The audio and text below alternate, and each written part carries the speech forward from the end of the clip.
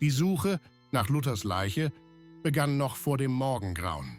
Ein dichter, feuchter Nebel hatte sich um die Mauern des Klosters gelegt und ab 5 Uhr morgens hörte man auf der Westempore ein Klopfen, als würde jemand mit den Fingernägeln über den Kalk im Inneren fahren. Der Diener, der als erster die Zellentür geöffnet hatte, fiel noch am selben Tag mit Fieber um. Und 3 Tage später starb er, ohne das Bewusstsein wiederzuerlangen. Luther lag auf der Seite, hatte den Mund geöffnet und die Augen gesenkt. Erzpriester Johannes berichtet, dass die Haut in seinem Gesicht grau wurde, seine Finger sich wie bei Arthritis krümmten und eine dunkle Substanz aus seinem Mund und seinen Ohren floss. 6 Wochen zuvor hatte der Körper noch keine Anzeichen von Verwesung gezeigt. Er las und schrieb noch immer und versammelte sonntags den Kreis. Doch selbst da war die Verwesung bereits spürbar. Er konnte nur noch mit Mühe gehen, erstickte auf der Treppe und schwitzte selbst in Ruhe stark. In einem der Briefe, die er nach Leipzig schickte, beklagte er sich: »Mein Fleisch ist bleiern geworden. Die Nahrung wird nicht verdaut. Mein Geist ist getrübt. Nachts höre ich die Wände flüstern.« Diese Worte galten lange Zeit als Allegorie. Doch Ende Januar war das Delirium zum Dauerzustand geworden. Laut Dr. Karl Zimmer, der Luther behandelte, waren die Hauptsymptome Schwellungen der unteren Gliedmaßen, konstantes Fieber und ein dunkler Ausschlag in den Achselhöhlen. Er verordnete eine Anis-Tinktur, Essig und Holzasche und empfahl einen ausgedehnten Aderlass, der 4-mal in 14 Tagen durchgeführt werden sollte. Das Blut war dickflüssig und roch nach abgestandenem Eisen. In seinem letzten Bericht schrieb er: »Ich neige zu einer Stase von schwarzer Galle und Fäulnis der Eingeweide, verursacht durch schlechten Dampf oder unreine Feuchtigkeit.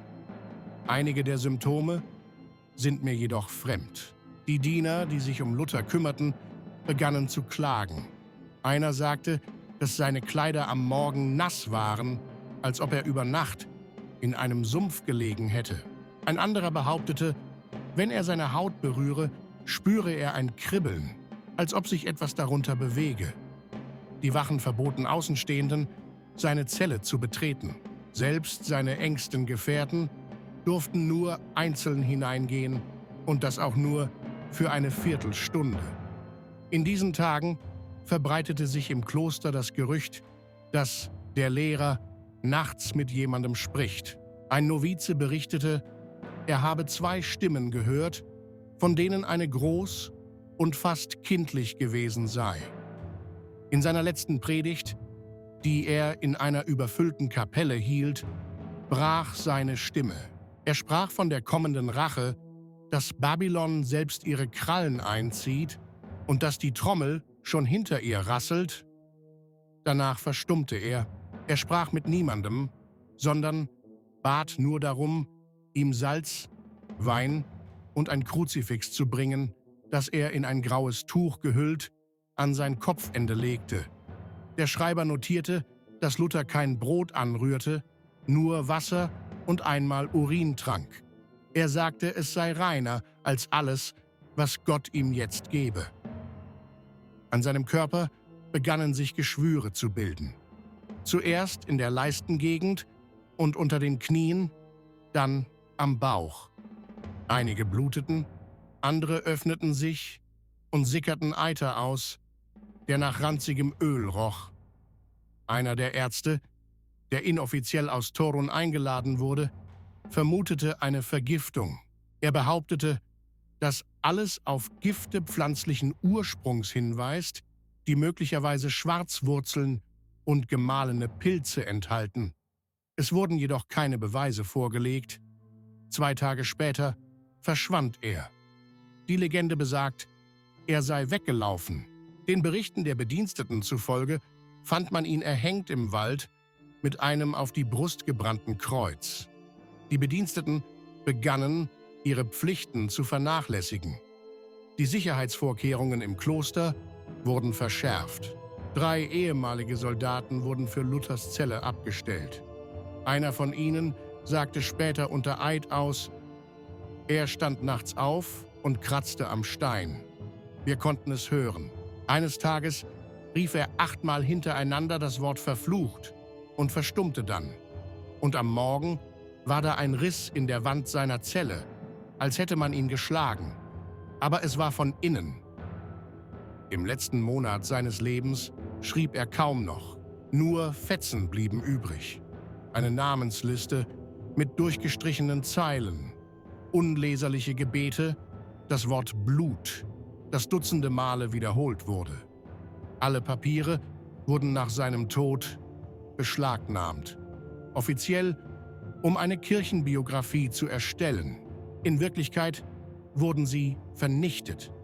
Ein Exemplar wurde Gerüchten zufolge für viel Geld an einen Augsburger Kaufmann verkauft. Darin soll Luther einen schwarzen Erzengel gesehen haben, der an der Tür stand und seine Bezahlung zurückforderte.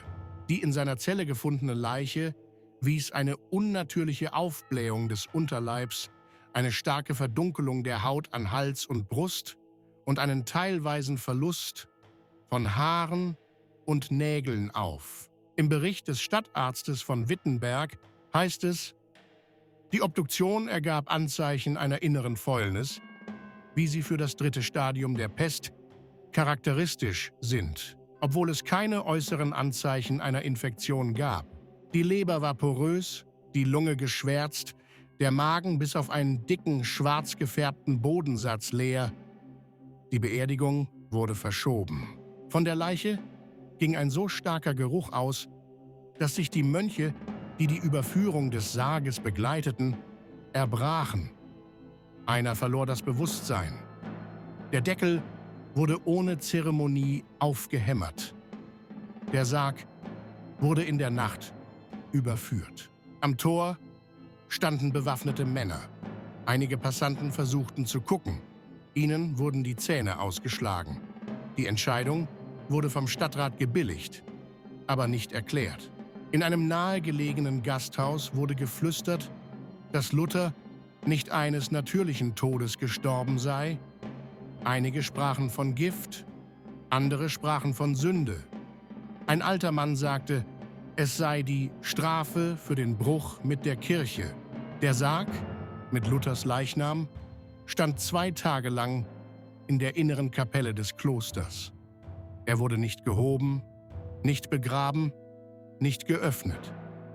Die Türen wurden mit Wachs versiegelt, das das Wappen der Stadt Wittenberg trug. In der 3. Nacht wurde ein Wächter namens Matthias Breitmann tot am Eingang der Kapelle gefunden. Sein Gesicht war verzerrt und seine Haut mit Asche bedeckt. Im Polizeiprotokoll heißt es: Todesursache, innere Blutungen, möglicherweise durch Erschrecken. Die Leiche wurde vor Sonnenaufgang spurlos beseitigt. Währenddessen fand in den oberen Hallen des Klosters eine Versammlung statt. Vertreter der Leipziger Theologieschule, die 2 Tage vor Luthers Tod in Wittenberg eingetroffen waren, verlangten Aufklärung über die Umstände. Sie durften den Leichnam nicht sehen. Der verbale Grund war die Bedrohung von Moral und Aberglauben. Der tatsächliche Grund war das Verbreiten von Angst.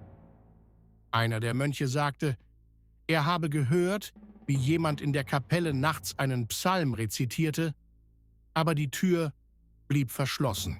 In den Aufzeichnungen von Magister Jakob Stein, die im Erfurter Archiv aufbewahrt werden, heißt es, manche behaupten, dass im Körper noch Atem vorhanden ist. Er bewegt sich nicht, aber es kommt Dampf heraus, sogar durch das Holz. Und wenn man zum Deckel geht, hört man ein Rumpeln, wie in einer Höhle. Diese Worte werden als Fiktion erkannt. По свидетельству одного из надзирателей, к монастырю стали стекаться старухи, молящиеся на коленях, словно за исцеление. Когда их гнали, они царапали камень ногтями и повторяли: «Он не ушел. Он в Stine». Zur gleichen Zeit begann ein Streit darüber, wer das Recht hatte, in Luthers Namen zu sprechen. Martin Blumhardt, das Oberhaupt der Kirche in Halle, behauptete, Luther habe ihm zu Lebzeiten eine Schriftrolle mit seinen letzten Anweisungen gegeben. Die Schriftrolle selbst hat jedoch niemand je gesehen. Ein anderer Anwärter, Pfarrer Otto Krause, versicherte, dass Luther in den letzten Wochen die Rückkehr zur katholischen Lehre vorbereitet habe. Dies erregte den Zorn der Anhänger der Reformation. Geheime Treffen begannen. Innerhalb einer Woche hatten 9 Brüder das Kloster verlassen. Einer von ihnen wurde später im Wald gefunden, mit aufgeschlitzter Kehle und dem Wort Verräter auf der Brust. Die Leiche konnte nicht einbalsamiert werden. Bei dem Versuch, ihn für eine erste Reinigung zu öffnen, trat Dampf aus den Wunden aus, der die Handflächen des Chirurgen verbrannte. Im Bericht des Arztes Hans Meyer heißt es: Aus der Leber trat bei der Obduktion schwarzer Teer aus. Es wurde kein Herz gefunden. An der Stelle, wo es sein sollte, befindet sich ein Hohlraum, der mit etwas Hartes wie ein Stein gefüllt ist. In derselben Nacht verschwand Meyer. Sein Haus wurde in Brand gesteckt, die ganze Etage brannte, verbrannte Fragmente von anatomischen Diagrammen wurden aus den Trümmern gezogen. Die Pastoren bestanden auf einer sofortigen Beerdigung. Das Volk forderte ein öffentliches Begräbnis. Die Straßen der Stadt sind angespannt. Unter dem einfachen Volk kursierten Legenden. Einige hatten Luthers Silhouette am Fenster stehen sehen, andere seine Stimme gehört. Ein Wäschemädchen behauptete, er sei im Traum zu ihr gekommen und habe sie gebeten, den Sarg zu öffnen.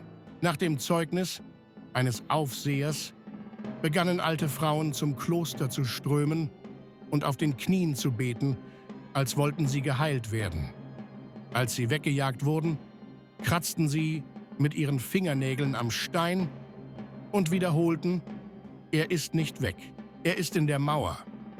Zu diesem Zeitpunkt begannen die Gerüchte über Geräusche in der Westwand des Klosters.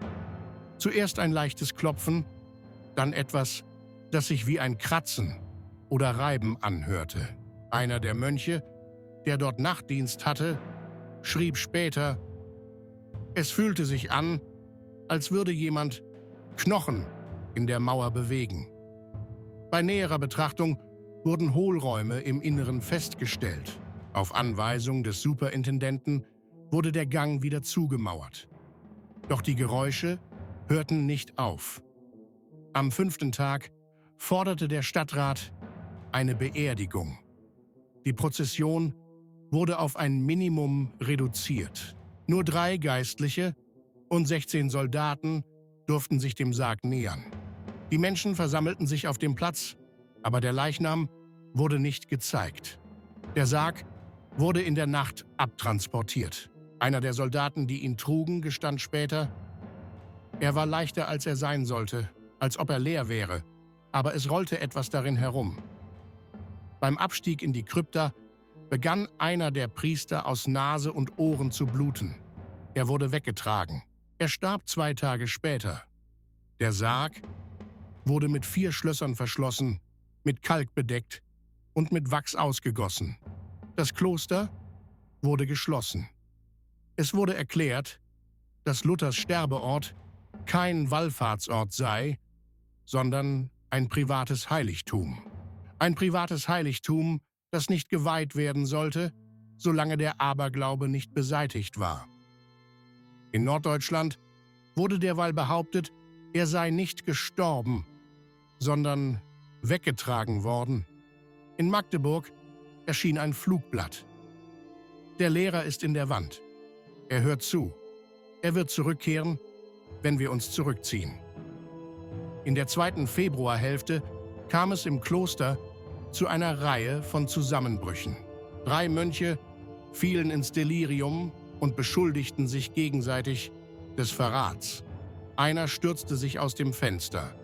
Ein anderer verbarrikadierte sich in einer Zelle und malte mit Blut Zitate aus Psalm 90. Die Gottesdienste wurden unterbrochen. Der Erzbischof von Meißen schlug vor, das Kloster ganz zu schließen. Der Beschluss wurde abgelehnt, aber die Wachen wurden verstärkt. Luthers offizielle Biografie, die einen Monat später veröffentlicht wurde, enthält keinen Hinweis auf Geschwüre, Delirium oder Autopsie. Der Tod wird als das stille Hinscheiden eines rechtschaffenen Mannes in die Nacht beschrieben. Kein Wort über Geräusche oder Risse in den Wänden, aber eine Kopie des privaten Berichts des Klosterarztes ist in den Archiven erhalten geblieben. Die letzte Zeile lautet: Wenn es eine Leiche war, wusste sie nicht, dass sie tot war. Bestätigen Sie, und ich werde mit Teil 3 fortfahren, in dem Luthers Tod die Lehre selbst beeinflussen wird, indem er zu Spaltungen, Angst und neuen Formen des religiösen Fanatismus führt. Eine Woche nach der Beerdigung Martin Luthers brachen in Wittenberg Unruhen aus. In der Pfarrkirche St. Peter rief jemand während der Predigt, dass der Lehrer mit dem Herzen gestorben ist und Gott hat das Fleisch eines Ketzers verlassen. Der Pfarrer verlor die Orientierung, die Menge geriet außer Kontrolle und der Gottesdienst endete in einem Massaker. Es wurde mit Hilfe der Stadtwache unterdrückt. Einer der Teilnehmer gestand später: Ich habe nicht geschrien. Es kam einfach aus mir heraus. Es war wie ein Flüstern aus meinem Inneren. In der Zwischenzeit trafen Wanderprediger im Kloster ein. Einige behaupteten, Luthers Stimme gehört zu haben, die ihnen befahl, die Bücher zu verlassen und auf die Wände zu hören. Einer von ihnen, ein älterer Priester mit einer verbrannten Hand, behauptete, dass er an seinem Todestag einen menschenähnlichen Schatten gesehen habe, der sich von seinem Körper löste und in die Westwand des Klosters eindrang. Er wurde hinausgeworfen, aber am nächsten Morgen fand man in der Kapelle das in Stein gemeißelte Wort »Hier«. Im Inneren des Klosters geschahen seltsame Dinge. Der Kalk an den Wänden im Zellenbereich begann abzublättern. Die Mönche beklagten sich über die nächtliche Kälte und den üblen Geruch in den engen Gängen. Einer von ihnen, Bruder Thomas, sagte, dass es nachts so war, als ob der Stein atmen würde. Ein anderer bekam Krampfanfälle und schrie in einer unbekannten Sprache. Er wurde eingesperrt. 2 Tage später starb er an Herzstillstand und umarmte seine eigenen Füße. In seiner Zelle wurde ein Blatt mit der Handschrift Luthers gefunden. Doch die Experten in Halle erklärten es für eine reine Fälschung. Eine Glaubenskrise bahnte sich an. Luthers Anhänger waren gespalten. Die einen glaubten, sein Tod sei ein Opfer und prophetisch, die anderen, er sei unter dem Druck der Sünde, im Wahnsinn, gestorben. Und dies sei ein Zeichen des Zorns Gottes. Es kam zu den ersten offenen Aufständen. In einem Dorf in der Nähe von Leipzig wurden alle Exemplare von Luthers Abhandlungen verbrannt, mit dem Vorwurf, sie würden die Pforten der Hölle öffnen. Sie wurden beschuldigt, die Pforten der Hölle zu öffnen. In Hamburg versuchte ein Mob, eine Kirche zu zerstören, in der einer von Luthers Schülern lehrte. Die Teilnehmer wurden zerstreut, aber einer von ihnen schrie, bevor er starb: Er ist nicht gegangen. Er hat uns betreten. Luthers Zelle wurde im Kloster unter Aufsicht gehalten. Sie blieb verschlossen, aber es begannen Veränderungen in ihr stattzufinden. Das hölzerne Bett war gesplittert und rissig geworden, wie von extremer Hitze. Die Deckenbalken waren fleckig. 2 Wachhunde wurden am Eingang platziert. Beide starben 24 Stunden später mit Schaum vor dem Mund und Kratzspuren am Bauch. Offiziell Tollwut. Inoffiziell wurde kein Biss festgestellt. Einer der aus Erfurt angereisten Pastoren sagte: „Das ist eine Strafe für den Stolz. Wir haben die Kirche auf das Fleisch gegründet, nicht auf den Geist. Der Körper, in dem die Rebellion lebte, verrottet jetzt und Rauch steigt aus ihm auf. Und Rauch steigt aus ihm auf." Seine Rede verursachte einen Riss in der Gemeinde. 3 Pastoren weigerten sich, den Gläubigen das Abendmahl zu geben, bis das Konzil einberufen wurde. Dies wurde zu einem Präzedenzfall. Die Gottesdienste in Wittenberg wurden eine Zeit lang ausgesetzt. Die Stadtbewohner sind krank geworden, die Kinder zuerst. Sie wachten schreiend auf, konnten nicht sprechen und schlugen mit dem Kopf gegen die Wände. Dann die alten Männer. Einer von ihnen fiel am 5. Tag mit Fieber um und bevor er starb, wiederholte er: „Er schaut durch den Stein, er flüstert durch das Gemäuer." Die Berichte der Ärzte zeigten keine Anzeichen einer Infektion. Im später versiegelten Archiv wurde jedoch vermerkt: „Die Toten rochen nach Kalk und Kadaverschweiß." Auf Drängen der Stadtwache wurde das Kloster unter Bewachung gestellt. Doch in der 8. Nacht waren erneut Geräusche von der Westmauer zu hören. Die Soldaten behaupteten, sie hätten nicht nur ein Reiben oder Rumpeln gehört, sondern Sprache. Die Worte waren undeutlich, aber der Rhythmus erinnerte an einen Psalm. Einer von ihnen, der Hauptmann der Wache, schlug sich an die Brust und rief: „Schweig, schweig, schweigen!" Er wurde entlassen. In der gleichen Nacht erhängte er sich. Auf seinem Abschiedsbrief stand nur ein Wort: Sünde. Der Erzbischof von Meißen kam mit einer Inspektion. Er versuchte, die Zelle zu betreten. Die Tür wurde für ihn geöffnet. Drinnen war es kalt und auf dem Boden lag eine dünne Feuchtigkeitsschicht. Der Stein unter dem Kruzifix hatte Risse und die Luft war dick wie Rauch. Der Erzbischof sagte nichts.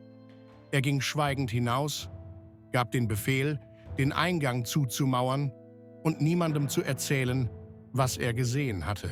Als er nach Meißen zurückkehrte, verzichtete er auf seine Autorität.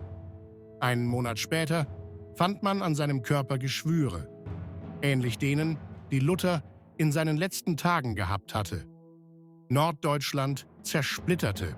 In Rostock erklärte eine Gruppe von Theologen öffentlich, dass eine Lehre, die aus einem verwesenden Körper kommt, nicht rein sein kann.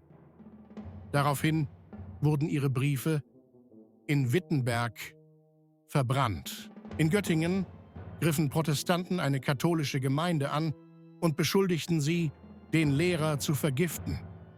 Auf beiden Seiten wurde Blut vergossen. Die Furcht wuchs. Zu dieser Zeit wurde das Kloster schließlich abgeriegelt. Der Zugang wurde verweigert. Alle Brüder wurden verlegt. Einheimische behaupteten, dass nachts über der Westmauer Dampf aufstieg, selbst bei eisigen Temperaturen. Manchmal hörte man ein leises, metallähnliches Geräusch. Sie begannen, Brot, Kerzen und Haare an der Mauer zu hinterlassen. Niemand gab Befehle, aber jeder wusste, dass etwas abgegeben werden musste. Im Frühjahr, am 40. Tag nach der Beerdigung, wurde das Kloster offiziell bekannt gegeben, ein Ort der Stille. Dieser Beschluss wurde vom Rat der Evangelischen Kirche in Mitteldeutschland mit heimlicher Unterstützung von Vertretern der protestantischen Fürsten als Notmaßnahme gefasst. Die Formulierung lautete: um die Ausbreitung des Aberglaubens und die Destabilisierung der religiösen Welt zu vermeiden. Der wahre Grund war jedoch, dass keiner der einflussreichen Pfarrer, die sich ein Bild von der Lage machen wollten, bereit war, die Nacht im Kloster zu verbringen. Im Bericht von Pfarrer Johannes Gildenstein über die Untersuchung heißt es: Gefühl einer inneren Vibration im Stein. Das Licht verschwindet am Eingang der Westseite. Bei längerem Stehen, in der Nähe der Mauer, metallischer Geschmack im Mund, Kopfschmerzen, Druckgefühl in der Brust. Das Dokument wurde als geheim eingestuft. Die Zeugen wurden befragt. 2 von ihnen wurden in einer Klinik für psychisch Kranke eingesperrt. Einer ritzte an die Wand der Station: Er verrottet nicht in der Erde. Er verrottet in uns. In der Zwischenzeit traten vor Ort Phänomene auf, die später als Wittenberger Untersuchungen in die Geschichte eingingen. In Lauenburg wurde ein Pfarrer sprachlos. Nachdem er versucht hatte, einen Auszug aus Luthers letztem Brief vorzulesen. In Salle begannen Kinder, Gesichter ohne Augen zu zeichnen und behaupteten, dass der Lehrer im Traum so aussehe. In Leipzig brannte in der Nacht eine Druckerei ab, die eine Sammlung von Luthers Predigten mit einem Vorwort über seinen friedlichen Tod vorbereitete. Das Feuer brach in einem Regal aus, in dem Korrekturbögen gelagert waren. Der Drucker, der versuchte, die Papiere zu retten, starb später an Erstickung. Zeugen berichteten, dass er vor seinem Tod auf sein Gesicht schlug, als ob er Fliegen verjagen wollte. Westlich von Wittenberg bildete sich eine Bewegung, die von Historikern später als stumme Bruderschaft bezeichnet wurde. Es handelte sich um Bettler, Pilger und ehemalige Klosterschüler, die Sprache und Kommunikation aufgegeben hatten. Sie gingen in Gruppen von 5 oder 6 Personen und trugen Aschebündel, Stofffetzen und verbrannte Blätter bei sich. Auf der Brust trugen sie ein mit Asche gezeichnetes Kreuz. Sie versammelten sich an der Westmauer und standen nachts still. Als die Wächter versuchten, sie zu vertreiben, begannen sie, dieselbe Stelle aus der Genesis zu flüstern: Und Finsternis war über dem Abgrund. Und Finsternis war das Wort. Angst machte sich breit. Der Stadtrat verbot die Erwähnung von Luthers Namen in öffentlichen Predigten. Theologiestudenten wurden angewiesen, nur kanonisierte Werke zu studieren. Jeder, der handschriftliche Kopien von Luthers späteren Schriften verteilte, wurde zum Ketzer erklärt. Der erste Schauprozess fand in Erfurt statt. Der angeklagte Lehrer behauptete, er habe nachts Luthers Gesicht in der Wand seiner Zelle gesehen und es habe ihm gesagt, er solle die Epistel zu Ende schreiben. Er wurde auf dem Marktplatz hingerichtet. Bevor er starb, rief er aus: Er ist wieder da! Er ist im Stein! Es wurde versucht, das Kloster abzureißen. Die Arbeiten begannen im Juni. Zunächst wurde die Außenmauer des Ostflügels abgerissen. Dann wandte man sich dem Westflügel zu. Doch sobald das Hämmern auf den Stein begann, spürten 5 Arbeiter Schmerzen in ihren Augen. 2 wurden blind. Einer starb an einer Hirnblutung. Die Arbeiten wurden eingestellt. Der Architekt, der aus Halle stammte, reiste überstürzt ab.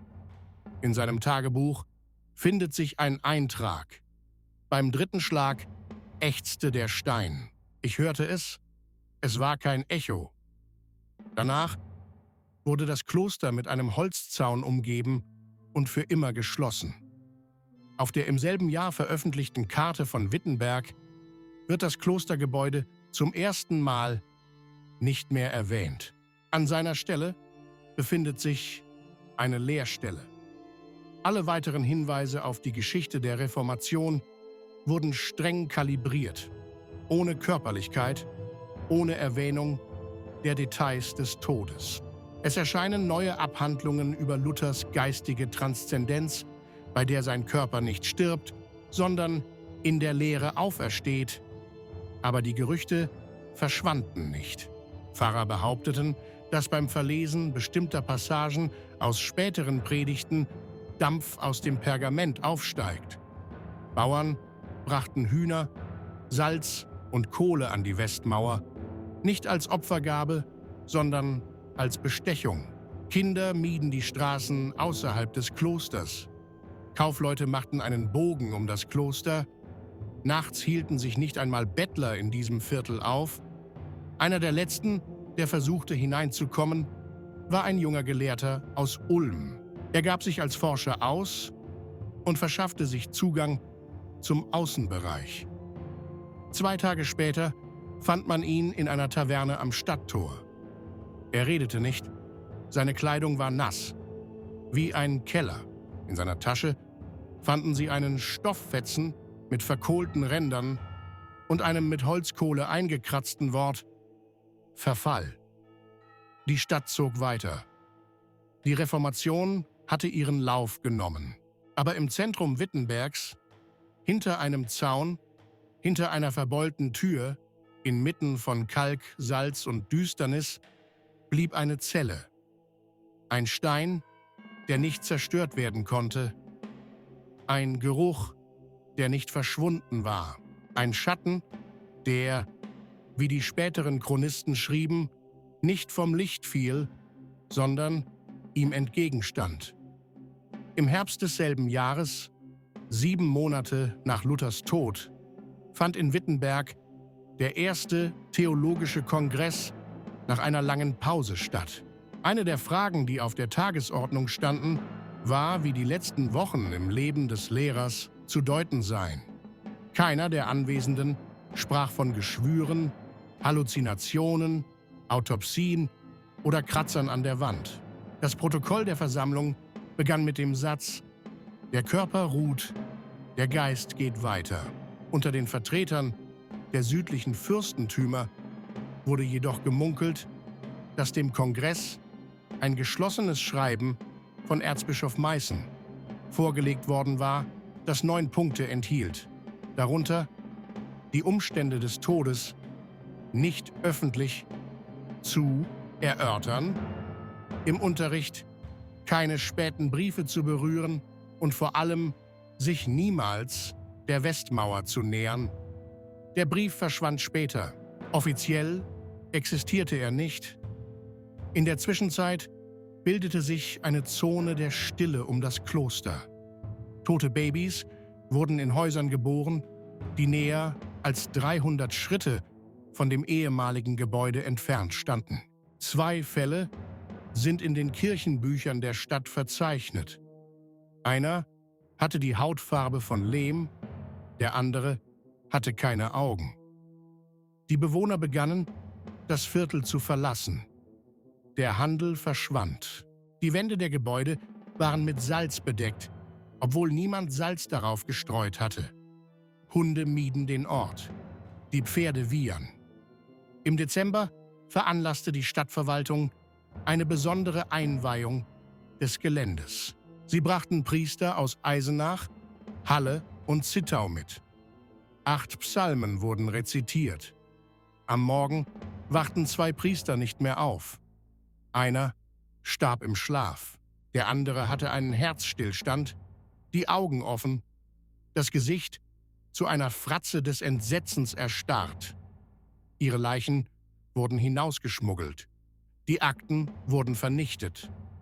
Danach unternahmen die Behörden einen symbolischen Schritt. An der Stelle des Klosters wurde ein Holzkreuz ohne Namen errichtet. Kein Datum, keine Unterschrift. Nur eine Inschrift. Hier wurde gesagt, was nicht vergessen werden kann. Die Menschen nahmen es unterschiedlich auf. Einige dachten, es ginge um die Reformation. Andere meinten, es ginge um Luthers Ruf. Manche sagten, die Worte waren nicht von ihm. Im Laufe der Jahre wurde das Kloster immer mehr verwildert. Die Mauern stürzten ein, die Gänge verschwanden. Aber der Stein der Westmauer bekam keine Risse. Er blieb erhalten.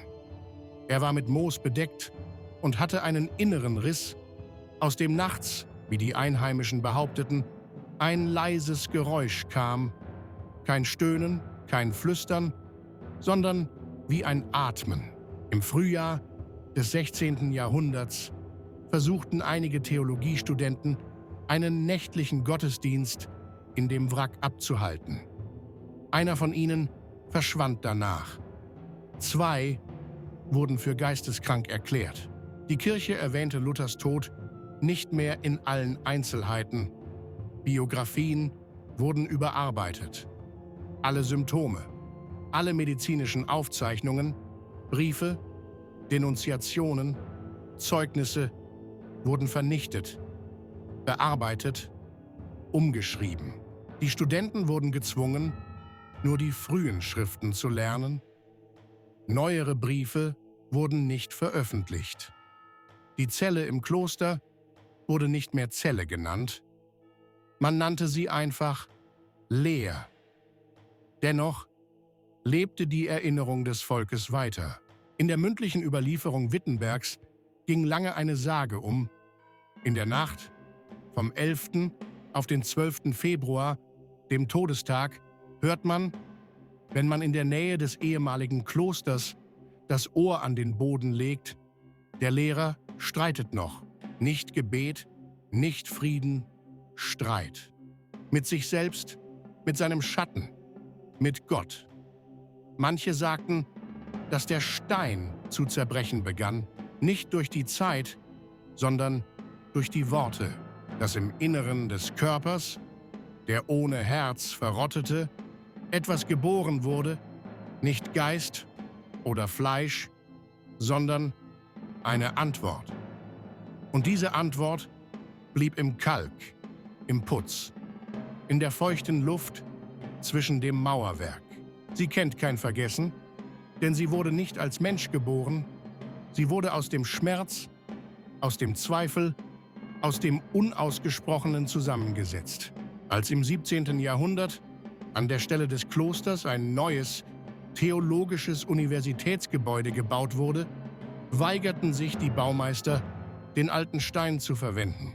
Einer der Arbeiter, der die Steinblöcke lieferte, starb noch in derselben Nacht. Man fand einen abgebrochenen Nagel in seinem Hals.